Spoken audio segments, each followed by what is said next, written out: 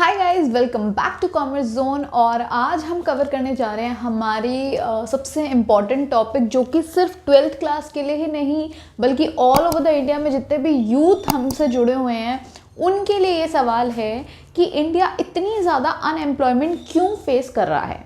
अब देखिए, root causes of unemployment, कभी भी अनएम्प्लॉयमेंट का एक कॉज नहीं होता, मल्टीपल रीजंस होते हैं जिसकी वजह से एक कंट्री जो है वो इतनी सारी यूथ को जो है वो जॉब नहीं दे पा रही है, एम्प्लॉयमेंट नहीं दे पा रही है। और क्या है वो रीजंस और उसके लिए क्या कर सकते हैं हम as a society, as a individual and as a government itself. तो देखेंगे, सबसे पहला रीजन जो है वो है slow rate of economic growth. Economic growth से आप क्या समझते हैं? देखिए, एक इकोनॉमी जो है वो किस तरह से ग्रो करेगी, किस तरह से बढ़ेगी, जब उस इकोनॉमी के जो सिटीजन्स है, जो रेजिडेंट्स हैं, वो ग्रो करेंगे, है ना। तो वो ग्रो कैसे करेंगे? जब उस इकोनॉमी की जीडीपी बढ़ेगी। जीडीपी आप समझते हैं, जीडीपी हमने न्यूज़ में बहुत ज़्यादा सुनी है कि जीडीपी कम है, जीडीपी ज़्यादा है। क्या होती है जीडीपी? ग्रॉस डोमेस्टिक प्रोडक्ट, यानी कि एक कंट्री के जितने भी लोग हैं वो मिलकर कितने गुड्स एंड सर्विसेज प्रोड्यूस कर पा रहे हैं, यानी कि पैसा कमा पा रहे हैं उन गुड्स और सर्विसेज को बेचकर।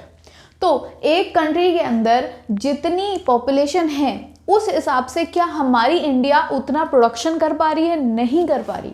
यानी कि अगर हमारी पॉपुलेशन जो है वो इतनी है तो उसकी जीडीपी भी यहाँ तक मैच करनी चाहिए, बट कंपैरेटिवली पॉपुलेशन के हिसाब से जीडीपी अभी बहुत नीचे है। यानी कि मेजर जो पॉपुलेशन है वो बहुत कम आउटपुट दे पा रही है, बहुत कम प्रोडक्शन कर पा रही है, और उसी वजह से इनकम जनरेशन भी हमारी कंपैरेटिवली बहुत कम है, जो कि सबसे पहला रीज़न बन जाता है एक कंट्री के अनएम्प्लॉयमेंट रेशियो को हाई दिखाने का, जो कि है हमारा slow rate of GDP growth. यानी कि हमारी कंट्री जो है वो उतना नहीं प्रोड्यूस कर रही, और क्योंकि वो उतना प्रोड्यूस नहीं कर पा रही है तो उतने ही लेबर की रिक्वायरमेंट कम हो रही है। तो अब आप समझिए, एक फैक्ट्री है और उस फैक्ट्री के अंदर श्यामलाल ने एक फैक्ट्री खोल दी टिश्यू बनाने की, जिसमें उसने शुरुआत में 10 लेबर रखे। अब उसको दिख रहा है कि भाई अगर तो टिश्यू की रिक्वायरमेंट ज़्यादा होगी, मार्केट में ज़्यादा से ज़्यादा बिकेगा, तो वो और ज़्यादा लेबर को एम्प्लॉयमेंट में रखेगा और ज़्यादा प्रोडक्शन करेगा। लेकिन उसको देखने में ये लग रहा है कि भाई मैंने जो सोच कर रखा था कि टिश्यू तो हर जगह रिक्वायर्ड होता है, लेकिन अभी भी इंडिया के लोगों के पास इतना पैसा नहीं है कि वो हैंकी छोड़कर हर वक्त टिश्यू को यूज़ कर सकें। तो उस हिसाब से वो जो 10 लेबर है उतना ही वो प्रोडक्शन में रख पा रहा है, 20 लेबरों को वो नहीं जॉब में दे पा रहा। तो यहाँ पर अगर हम लोगों के पास अच्छा पैसा होता और हमारी इकोनॉमी में अच्छा पैसा घूम रहा होता, हमारी इकोनॉमी ग्रो हो रखी होती, तो क्या होता कि अल्टीमेटली डिमांड भी ज़्यादा होती और उस वजह से क्या होता है, एम्प्लॉयमेंट भी ज़्यादा होता। लेकिन क्योंकि इकोनॉमी की ग्रोथ ही इतनी स्लो रेट पे चल रही है, तो हम जो है किसी भी तरह से अपनी जीडीपी को बढ़ा नहीं पा रहे हैं, और वही जो है हमारा पहला रूट कॉज बनता है अनएम्प्लॉयमेंट का। क्लियर हो गई? आगे डिस्कस करेंगे और क्या रीजंस हो सकते हैं। नंबर 2 मुझे यहाँ दिख रहा है पॉपुलेशन एक्सप्लोजन। ये तो one of the best reason है जो कि इंडिया हमेशा से फेस करती आई है। आप सभी जानते हैं कि इंडिया के अंदर पॉपुलेशन मैसिव है, इतनी ज़्यादा पॉपुलेशन है कि उनकी रिक्वायरमेंट भी अब नहीं हो पा रही। इसी वजह से अब देखिए, अगर एक कंट्री के अंदर 1 लाख जॉब्स निकलती है एक साल में, तो उनको पाने वाले एस्पिरेंट्स जो हैं वो 1 करोड़ हैं। तो यहाँ पर आप देखिए कि हर सीट पर जो है वो 100 बच्चे जो हैं वो आपस में लड़ रहे हैं। इतना मैसिव कंपटीशन इसी वजह से है क्योंकि हमारी पॉपुलेशन इतनी ज़्यादा है। तो अनएम्प्लॉयमेंट का जो सबसे बड़ा रीज़न निकल कर आता है वो है ही क्या? पॉपुलेशन। तो इंडिया के अंदर पॉपुलेशन किससे है? कौन कर रहा है ये पॉपुलेशन? हम लोग खुद ही कर रहे हैं। तो हम हर चीज़ पे सरकार को दोष नहीं दे सकते कि सरकार कुछ नहीं कर रही, क्योंकि सरकार की बात भी तो सब लोग नहीं मान रहे हैं, राइट। सो हम सोसाइटी ही है जो हर चीज़ का सोल्यूशन दे सकती है। तो इसीलिए ये वीडियो भी मैं लेकर आई हूँ ताकि ये ज़्यादा से ज़्यादा लोगों के पास जाए, और जितने भी हम पढ़े लिखे लिटरेट्स है कम से कम वो इस वीडियोस को देख रहे हैं और वो इस वीडियो से कुछ ना कुछ अपनी प्लानिंग इस तरह करे कि इंडिया के अंदर पॉपुलेशन अपने आप ही कम हो जाए, जिसकी वजह से बहुत सारी जो प्रॉब्लम्स हैं अनएम्प्लॉयमेंट जैसी वो सॉल्व हो जाए, पॉवर्टी जैसी प्रॉब्लम सॉल्व हो जाए, राइट। आगे बढ़ेंगे। नेक्स्ट हमारी प्रॉब्लम है अंडर डेवलप्ड एग्रीकल्चर। अब बच्चे कहेंगे मैम एग्रीकल्चर का हमसे क्या लेना देना, एग्रीकल्चर तो चल ही रहा है, खाना पीना हो ही रहा है, और उसका अनएम्प्लॉयमेंट से क्या लेना देना। देखिए, अनएम्प्लॉयमेंट सिर्फ और सिर्फ अर्बन इंडिया का पार्ट नहीं है, ये रूरल इंडिया में भी उतनी ही ज़्यादा इम्पैक्ट कर रही है। और India as a whole country आप जानते हैं कि मेजर पार्ट जो है वो रूरल इंडिया में कवर होता है। अर्बन तो सिर्फ और सिर्फ 20-30% प्रोपोर्शन ही है पूरे इंडिया का। तो अगर रूरल इंडिया के अंदर एग्रीकल्चर के अंदर बेटर टेक्निक्स आ जाए, यानी कि अभी भी जो है हम लोग पुरानी टेक्निक्स को ही फॉलो कर रहे हैं। हम जानते हैं ओल्ड इज गोल्ड होता है, लेकिन हर वक्त हर सिचुएशन में ओल्ड इज गोल्ड नहीं मान सकते हैं। कभी तो हमें उसके अंदर डेवलपमेंट लानी पड़ेगी, हमें कुछ ऐसी स्कीम्स लेकर आनी पड़ेगी, ऐसे कुछ टेक्निक्स इंट्रोड्यूस करनी पड़ेगी जिससे एग्रीकल्चर का प्रोडक्शन जितना हो रहा है उससे ज़्यादा हो और ज़्यादा से ज़्यादा लेबर जो है वो एग्रीकल्चर से जुड़े, ताकि जो रूरल इंडिया का लेबर है वो अर्बन इंडिया की तरफ माइग्रेट ना हो। गवर्नमेंट को ऐसी फैसिलिटीज़ प्रोवाइड करनी पड़ेगी कि रूरल इंडिया जो है वो माइग्रेशन सबसे पहले रोक दे। अदरवाइज़ क्या होता है कि जितने भी गांव के लड़के हैं वो बड़े होने के बाद क्या कहते हैं कि शहर जाकर नौकरी करेंगे। इसमें ना उनकी भलाई है और ना ही शहर वालों की, क्योंकि अल्टीमेटली शहर वालों की नौकरियां गाँव वाले ले जा रहे हैं, राइट। तो यही हमारा रूरल और अर्बन के बीच की जो डिफरेंस है वो इसी वजह से है कि रूरल इंडिया का एग्रीकल्चर जो है वो उतना अच्छी तरह डेवलप नहीं हो पा रहा है। अभी भी वहां पर बहुत स्कोप है डेवलपमेंट का। नेक्स्ट मुझे यहाँ पे रीजन दिख रहा है defective educational system. Defective education से क्या आप समझते हैं? एजुकेशन तो हम बहुत अच्छी पढ़ रहे हैं, क्वालिटी भी बहुत अच्छी है, इंग्लिश भी पढ़ रहे हैं, हिंदी भी पढ़ रहे हैं, मैथ्स भी पढ़ रहे हैं, सारे सब्जेक्ट्स हमारे पास है, उसके बाद भी एजुकेशन में डिफॉल्ट क्या आ रहा है? तो देखिए एजुकेशन से आप क्या समझते हैं? हम क्यों स्कूलिंग करते हैं, हम क्यों कॉलेजेस करते हैं कि अल्टीमेटली बाहर जाकर जब हम जॉब करेंगे तो हमारे पास एक प्री रिक्वायर्ड नॉलेज होनी चाहिए, जो पता होना चाहिए हमें सारी चीज़ें कैसे करनी है, तभी तो हम जॉब कर पाएंगे। पैसा कमाने के लिए तो आदमी पढ़ता है, 80% पॉपुलेशन जो है वो पढ़ने के लिए नहीं पैसा कमाने के लिए पढ़ते हैं। तो जब हम जॉब करने जाते हैं, जब हम इंटरव्यू में फेस करते हैं, तो हमें सबसे पहली बात ये पूछी जाती है कि भाई आपको कौन कौन सी ऐसी स्किल्स आती है जिसकी वजह से हम आपको हायर करें।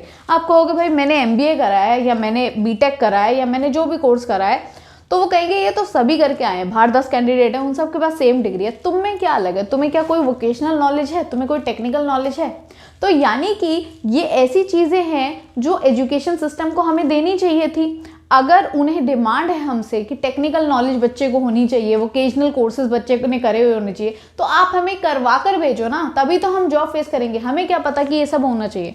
तो वहीं यहाँ पर मैं कह सकती हूँ कि एजुकेशनल सिस्टम हमारा डिफेक्टिव है कहीं ना कहीं, क्योंकि ना तो ये हमें स्कूल कॉलेज के टाइम पे टेक्निकल नॉलेज प्रोवाइड करता है, ना ही ये हमें कोई भी वोकेशनल नॉलेज प्रोवाइड करता है। वोकेशनल कोर्सेज से आप समझते हैं जो भी ऐसे कोर्सेज होते हैं जिसके अंदर आपका स्किल्स ज़्यादातर यूज़ की जाती है। जैसे नॉर्मली आपका, अगर मैं बेसिक एग्जांपल दूँ तो इलेक्ट्रिशियंस हो गए, आपके प्लम्बर्स हो गए, मतलब ये नहीं है कि स्कूल में हमें प्लम्बर वाली हरकतें सिखाएंगे, बट ऐसे कोर्सेज, कारपेंट्री हो गई, बेसिक चीज़ें छोटी छोटी जिससे आप अपने स्किल्स के बेसिस पे जो हो बाहर जाके अर्निंग कर सकते हो। आपको स्पेसिफिक अगर आप आगे नहीं पढ़ पा रहे हो तो वोकेशनल कोर्स हमने कर रखा है जिसके बेसिस पे हम अपनी लिविंग अर्न कर सकते हैं, राइट।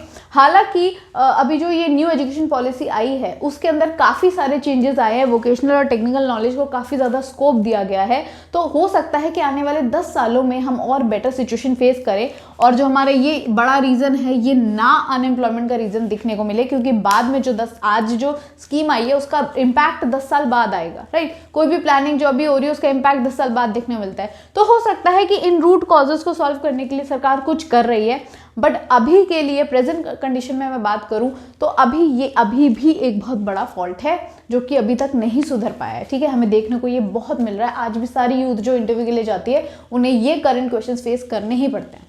आगे चढ़ते हैं। दूसरा मुझे रीजन दिख रहा है वीक इंडस्ट्रियल बैकबोन। अब वीक इंडस्ट्रियल बैकबोन से क्या मतलब है? देखिए, इंडस्ट्री सेक्टर जो होता है वो किसी भी कंट्री काया पलट करने के लिए अकेला ही एक बड़ा पॉइंट होता है, राइट। एक बड़ा लीडर होता है। मतलब जिस कंट्री की इंडस्ट्रियल बैकबोन स्ट्रांग है, यानी कि उस कंट्री के पास बहुत सारा कैपिटल है इन्वेस्ट करने के लिए, और कैपिटल इन्वेस्ट करने का मतलब है कि इकोनॉमी के पास बहुत सारा पैसा ऑलरेडी घूम रहा है।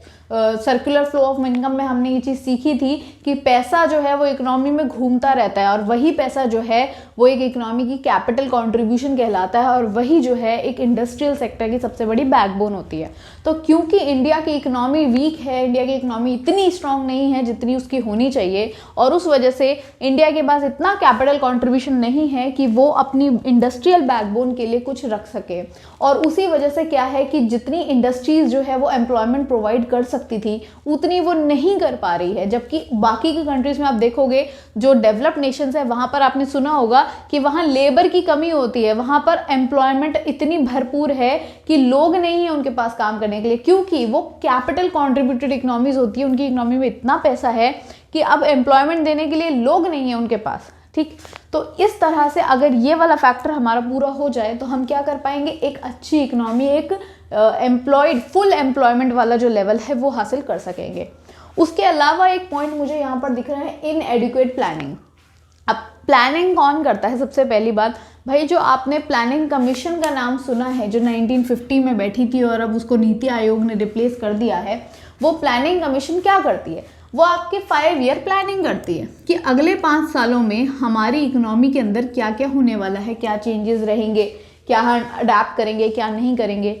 तो आपको नहीं लगता कि अगर ये सारी प्रॉब्लम्स आ रही है तो हमारे जो प्लानिंग वाले कमीशन के जो लोग हैं, जो मेजर हमारे लीडर्स हैं, कहीं ना कहीं उन्होंने कुछ ऐसी कमी रखी है, कहीं उन्होंने शायद ऐसे प्लान्स बना दिए हैं जो कि अचीव ही नहीं हो पा रहे हैं। और अगर कोई प्लान जो है वो अचीव नहीं हो पा रहा, वो रिजल्ट नहीं दे पा रहा, तो फिर ऐसी प्लानिंग का क्या फ़ायदा? ये तो कहीं ना कहीं आपकी प्लानिंग में फॉल्ट हो गया है, यानी कि वो प्लानिंग इनएडिक्वेट हो गई है। अगर ऐसा नहीं होता तो क्यों एग्रीकल्चर जो है वो अंडर डेवलप्ड रह जाता, क्यों हमारी इंडस्ट्रियल बैकबोन जो है वो अंडर डेवलप्ड रह जाती, क्यों हमारा एजुकेशनल सिस्टम जो है वो उतना अचीव नहीं कर पाता, क्यों हमारा रूरल लेबर अर्बन के अंदर भाग रहा होता, क्यों रूरल इंडिया इतना रीजनली बैकवर्ड कहलाया जाता? ये सारे क्वेश्चन के जवाब यही हैं कि हमारी कहीं ना कहीं प्लानिंग में चूक हो गई है, जिसके ऊपर हमें और काम करने की ज़रूरत है, राइट। इसके अलावा और भी कई रीजंस हो सकते हैं जो कि अनएम्प्लॉयमेंट के कॉज होंगे, जो हो सकता है इस वीडियो में कवर नहीं कर पाई। सो अगर आपको ऐसे कोई रूट कॉज लगते हैं तो do comment down in the comment section so that those reason can be discussed further in future lectures, right? So till then, keep learning, keep growing.